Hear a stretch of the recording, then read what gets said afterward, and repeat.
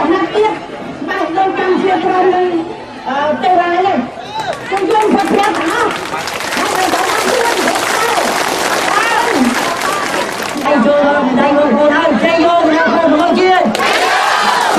ខ្ញុំយកមកទៅក្រៅទៅគាត់មកប៉ុណ្ណឹងយើងគេយាមកាមអូទៅបងប៉ុន្តែចាញ់ស្ដៅទៅខ្លួនទៀតខ្ញុំទៅមកយកមកខ្ញុំ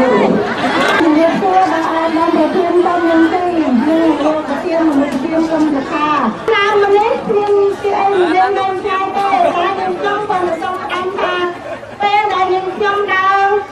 យកទៅរៀបការគូស្នាប់ដល់ស្នាប់មានប្រពន្ធនៅក្នុងប្រធានភូមិមួយក៏បានប្រហារនឹងខ្ញុំថាថ្ងៃខំប្រឹងដើរធ្វើនយោបាយហ្នឹងប្រយ័ត្នគេចាប់ថ្ងៃញាត់មុខណាស់ទៅនៅណា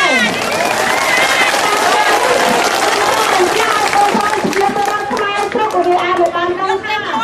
អងណាស់យើងនឹងវិញពិតជាយកដល់ស្មារតីទៅដល់ណាយកខ្លួនដែររបស់យើងខ្ញុំនេះវិញយកដល់ស្មារតី21ខែស្ងួនយកដល់ស្មារតី20ខែពិតប្រកបមែនអត់មានហេតុការណ៍យើងនឹងជឿនេះពិតជាយកដល់ស្មារតីមិនទេណាខ្ញុំបានហាមយកការពិត